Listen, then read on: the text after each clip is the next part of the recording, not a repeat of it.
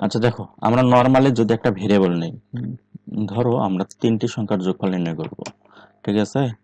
Int এ একটা নিলাম, তারপরে বি একটা নিচ্ছে এবং সি, এই তিনটা এবং যোগফলের জন্য একটা সাম নামের একটা ভেরিয়েবল নিচ্ছে।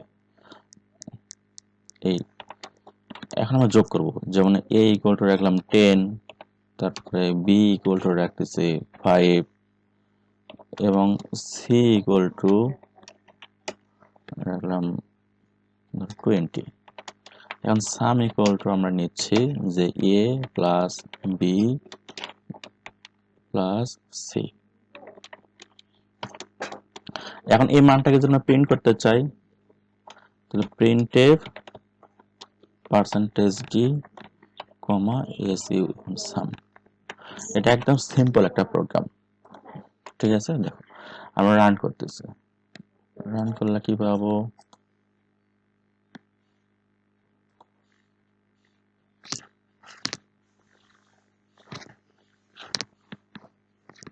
আউটপুট দেখতে পাইছো? হ্যাঁ, কত? 35। এই 35টা কেন আসলো? এই যে 10, 5 15 আর 20 35, এখানে তিনটা ভেরিয়েবল নিয়েছি আমরা। তিনটা ভেরিয়েবলের জন্য আমাকে তিনবার করে ডিক্লেয়ার করতে হয়েছে।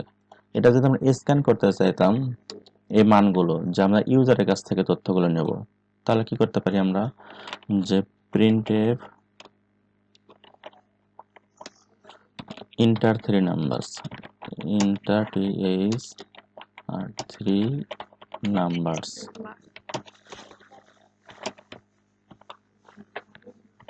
তাহলে কি করব, স্ক্যান এফ করব। Scanf A percentage D percentage D percentage D comma ampersand A ampersand B ampersand C, তিনবার লেখা লাগলো আমাদেরকে। নিউ লাইন কেন লাগবে এখানে? নিউ লাইন তো দরকার না, তো আমরা এখানে ইন্টার থ্রি নাম্বার, তিনটা নাম্বারকে একবারে নিচ্ছি। আচ্ছা আমরা রান করি, রান করলে বুঝতে পারবো যে কি আসে।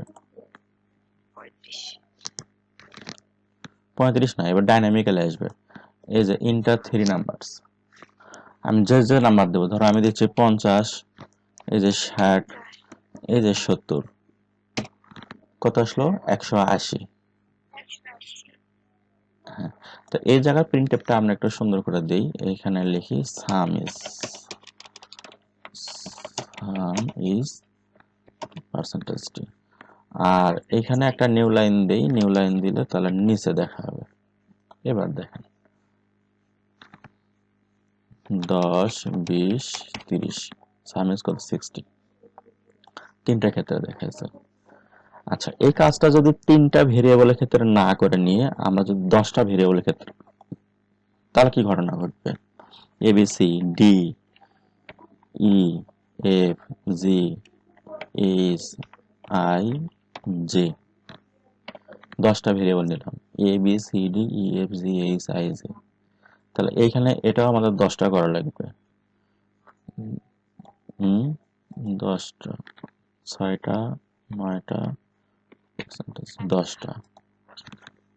হ্যাঁ, তাহলে এম্পারসেন্ট ডি, তারপরে E, ampersand F G, ampersand H, ampersand I, ampersand J.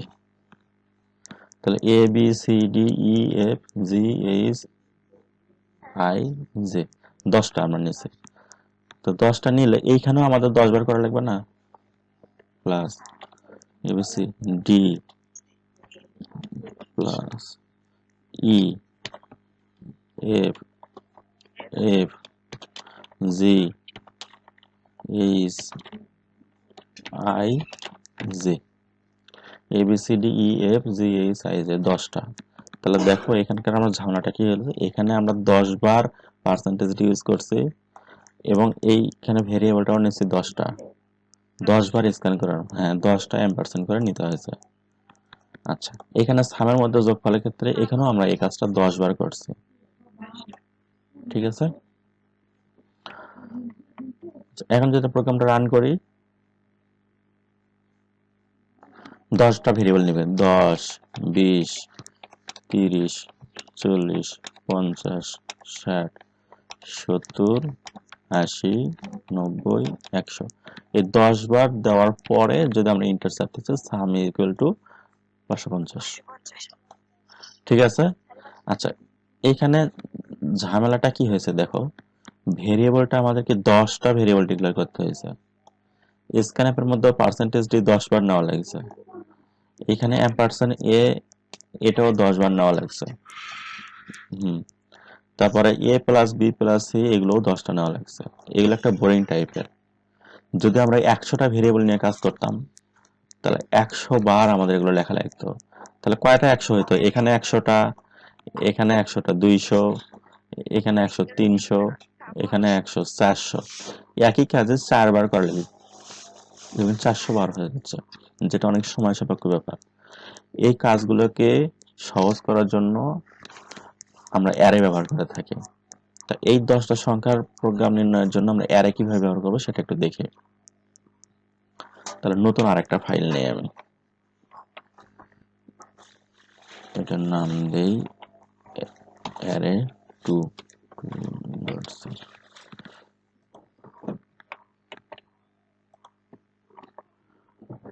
আচ্ছা, এখানে 10টা ভেরিয়েবল ডিক্লেয়ার না করে আমরা একটা ভেরিয়েবল নেব হচ্ছে নাম। আচ্ছা, নাম শুধু n দেই, n এর মধ্যে আমরা দিচ্ছি 10। এই যে এইটা ডিক্লেয়ার করা মাত্র বোঝাচ্ছে যে n এর মধ্যে 10টা ভেরিয়েবল আছে। হ্যাঁ, সেই 10টা ভেরিয়েবল কি কি, n0, একটা হচ্ছে n0, একটা হচ্ছে n1, একটা হচ্ছে n2, এইভাবে চলবে কত পর্যন্ত, 9 পর্যন্ত চলবে, n9 পর্যন্ত। ঠিক আছে, তো আমরা এই কাজটা করে নিই। তাহলে ইন্টার 10 নাম্বারস, 10 নাম্বারস, নাম্বারের পরে আমরা স্ক্যান করে নেব। Percentage D percentage D percentage 10টা আছে, এই জায়গাটাতে আমরা ভেরিয়েবলগুলো চেঞ্জ করব। কি করব, এইটা চেঞ্জ করে নিয়ে এখানে বসে দেব। n প্রথমটা হবে 0 এর মধ্যে, পরেরটাতে কি হবে, n1 এর মধ্যে মান যাবে, এটাতে n2 এর মধ্যে যাবে, এটাতে n3, এটা 4 এর মধ্যে, n4,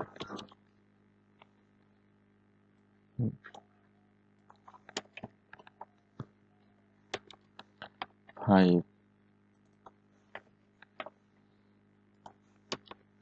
6, 7,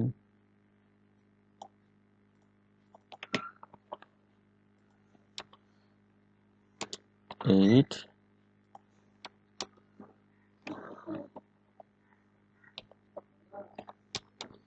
9। বুঝতেছ কি, আমরা 10টা ভেরিয়েবলের মধ্যে আমরা স্ক্যান করে নিলাম। আচ্ছা, যোগ করতে গেলে এখানেও কিন্তু আমাদের এই মানগুলো চেঞ্জ করতে হবে, কারণ একটা থাকবে n0 এর মধ্যে,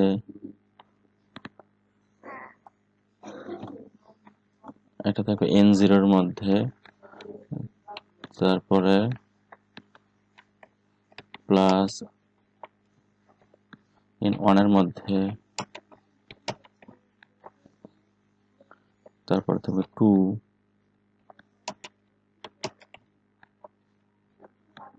n3,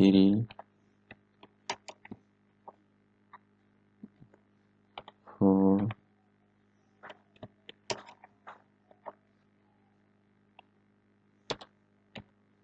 5,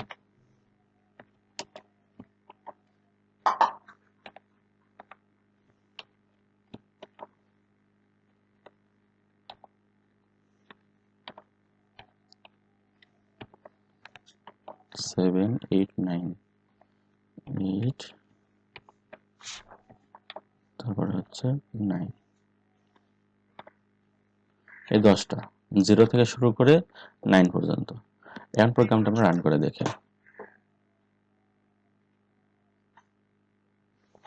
10, 20, 30, 40, 50, 60, 70, 80, 90, এই যে সাম ইকুয়াল টু 550 আগের মানটা আসছে। তাহলে আগের প্রোগ্রাম আর এই প্রোগ্রাম কিন্তু একই। কি পার্থক্য হয়েছে? এইখানে আমরা ভেরিয়েবল একটা ডিক্লেয়ার করছি আর এইখানে ভেরিয়েবল ডিক্লেয়ার করছিলাম 10টা। তাহলে ভেরিয়েবল পরিবর্তে অ্যারে ব্যবহার করে তাও কিন্তু সুবিধা আমরা পুরোপুরি পাইনি। কেন পাইনি? কারণ এই যে এইখানে পার্সেন্টেজ 10টায় লেখা লাগছে, এইখানে আমাদের 10টায় লেখা লাগছে, এখানেও 10টা লেখা লাগছে। তাহলে কি করব আমরা? এটাকে একটা ফর লুপের সাহায্যে কাজগুলো করতে পারি। শোনো, তোমাদের 40 মিনিট পরে এটা ডিসকানেক্ট হয়ে আবার কানেক্ট হবে। তোমরা আর একবার একটু জয়েন করে নিবা, ঠিক আছে?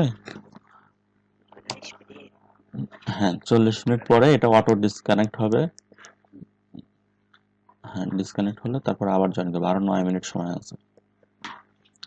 আচ্ছা, তারপরে এখানে ফর লুপ চালানোর জন্য একটা আই নামে একটা ভেরিয়েবল নেব, ঠিক আছে? আই নেওয়ার পর এই স্ক্যানএপের কাজটা যেটা আমরা 10 বার করছি সেই কাজটা আমরা ফর লুপের মধ্যে দেব। তাহলে দিলাম ফর, ফরের মধ্যে আই ইকুয়াল টু 0 থেকে শুরু হবে, I less than 10। Less than 10 মানে বলতে বোঝাচ্ছে এটা 9 পর্যন্ত চলবে। হ্যাঁ, 10-এর ছোট। আর যদি এখানে লেস দ্যান ইকুয়াল দিতাম তাহলে 10 পর্যন্ত যাইতো। তারপর আই প্লাস প্লাস, এটার মধ্যে আমরা এই স্ক্যানএপের কাজটা করব। তো স্ক্যানএপের কাজটা আমরা এর আগে যেভাবে আমরা করছি, এই যে এতগুলো মান আমরা নিয়েছি, এই মানগুলো আমরা নেব না, এগুলো কমে দেব, এগুলো কমে দিয়ে এখানে দেব। এতগুলো মান আমরা কি করব? কমে দেব। তাহলে কমে দিলে এখন কি হচ্ছে? এই এই এই মানটা আমাদের আগে পরিবর্তন হয়েছিল না? একবার 0 হয়েছিল, একবার 1 হয়েছিল, একবার 2 হয়েছিল, একবার 3, তাই না? তা এই 0, 1, 2, 3 এর মানগুলো আমরা কোথায় পাবো? এগুলো মান পাবো এই আই এর মান। আই এর মান একবার 0 হবে, একবার 1 হবে, একবার 2 হবে, একবার 3 হবে, তাই না? তো সেই আই কে আমরা যদি এই 0-র পরিবর্তে এখানে রিপ্লেস করে দেই তাহলে তো এখানে আমরা পাবো। এই ফর লুপের কারণে এই ইটারেশনটা 10 বার চলবে। সে 10 বার কি কি? একবার 0, একবার 1, একবার 2, একবার 3, 4, 5, 6, 7, 8, 9। তাহলে এই আই এর মানটাও আমাদের চেঞ্জ হবে না? আই এর মান একবার 0 হবে, আই এর মান একবার 1 হবে, একবার 2 হবে, 3 হবে, 4 হবে, 5 হবে। নাকি কোন কনফিউশন আছে? এখন যদি আমরা রান করি আবার আগের মধ্যে কাজটা করবে, যে 10, 20, 30, 40, 50, 60, 70, 80, 90, 100। এই যে সাম ইকুয়াল টু 550, ঠিক আছে? এখানে আর একটা কাজ আমরা একসাথে করতে পারতাম। এই যে সামের কাজটা, এই কাজ কেন আমরা অনেকবার করছি, তো সেটাও কিন্তু আমরা ইচ্ছা করলে একটা ফর লুপের সাহায্যে করতে পারি। তো এটার জন্য আলাদা ফর লুপও করা যায়, আবার ইচ্ছা করলে একটা ফর লুপের সাহায্যে করতে পারি। অর্থাৎ এই কাজটাকে যদি আমি আবার আরেকটা ফর লুপ দ্বারা করি,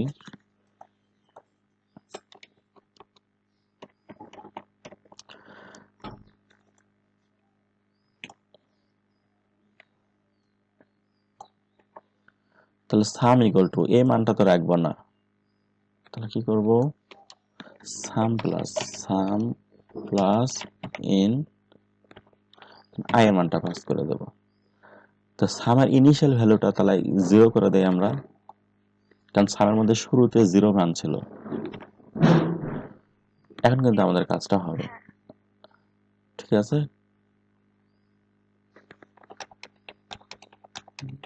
40, 50, 60, 70, 80, 90, 100। এই যে সাম ইকুয়াল টু 550। হ্যাঁ, আচ্ছা, তাহলে এখানে আমরা ফর লুপ ইউজ করছি 2 বার। এটা ইচ্ছা করলে এটা আমরা একটা আরো কমে দিতে পারি। তাহলে কি করতে পারি? এই সামের লাইনটা এর মধ্যে না নিয়ে এই একই কাজ কিন্তু আমরা এই ইন এর মান এখানেও তো পাইছি, তাই না? সেখানে আমরা মানটা রেখে দিলাম। তাহলে তো এই ফল লুপের আর প্রয়োজন পড়ে না, তাহলে এটা আউট করে দিলাম। তাহলে প্রোগ্রামটা আমাদের আরো ছোট হয়ে গেল না? এখন যদি আমরা আগের মতো আবার আউটপুট দেখি, 10, 20, 30, 40, 50, 60, 70, 80, 90, 100, সাম ইকুয়াল টু 550। ক্লিয়ার? তাহলে দেখো এই কাজটা আমাদের কত সহজ হয়ে গেল এর মাধ্যমে। এখন 10-এর জায়গায় যদি আমরা এখানে 20 দেই,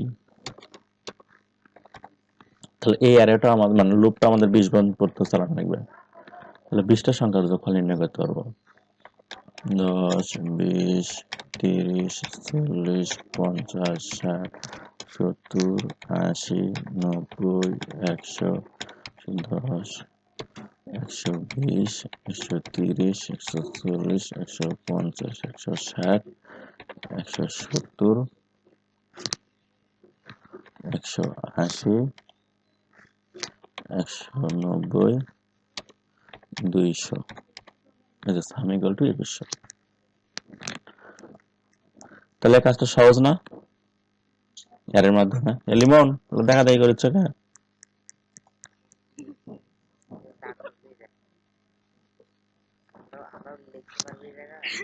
হ্যাঁ হ্যাঁ অবশ্যই লিখতে পারবো না কেন? যদি কোনটা বুঝতে সমস্যা হয় সে লাইনটা তুমি দেখে দিতে পারবা, মুছে দাও।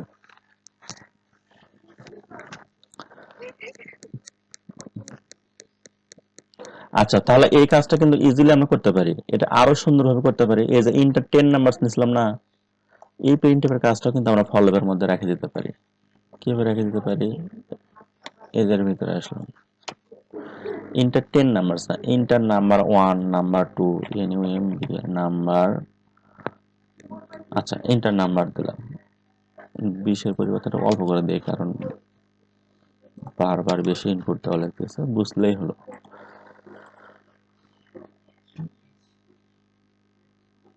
Inter number 10, 20, 30, 40, 50। ইন্টার নাম্বার কথাটা প্রতিবার বেড়ে আসছে। এটা আমরা একটু ডাইনামিক্যালি পরিবর্তন করতে চাচ্ছি। কিভাবে ডাইনামিক্যালি পরিবর্তন করব? এই জায়গাটায় আমরা একটা পার্সেন্টেজ ডি দিয়ে নেব। এখানে চাচ্ছি যে আমাদের একটু ভ্যালুটা চেঞ্জ হবে। পার্সেন্টেজ ডি, পার্সেন্টেজ ডি কার মান রেফার করবে? আই এর মান। এই লুপটা আমাদের 0 থেকে শুরু করে 5 এর আগ পর্যন্ত, তার মানে 4 পর্যন্ত চলবে। ঠিক আছে, রান করতেছি। তাহলে যে ইন্টার নাম্বার 0, এই যে 0 কথাটা আসলো, এই 0 পেলাম কই থেকে? এই 0 পেলাম এই আই এর মান। আই এর মান কই পাইছি? এই যে ফর এর মান এখানে 0 থেকে শুরু হয়েছে। তাহলে প্রথমে আমাদের এখানে 0 থেকে শুরু হলো, তাহলে আমি এখানে মান দিচ্ছি, ধরো আমি দিলাম 10, আর আই এর মান চেঞ্জ হয়ে হয়েছে 1, সে 1টা আবার এখানে প্রিন্ট করছে, পার্সেন্টেজটা প্রিন্ট করছে। ঠিক আছে,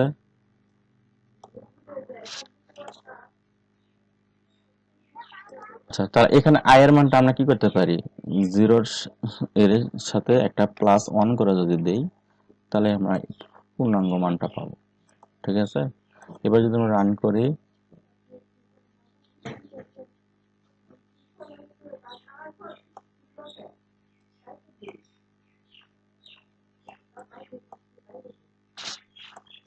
এই যে নাম্বার 1, ইন্টার নাম্বার 1, 10, নাম্বার 2, এই যে 20, 30, 40, 50, সাম ইজ 150।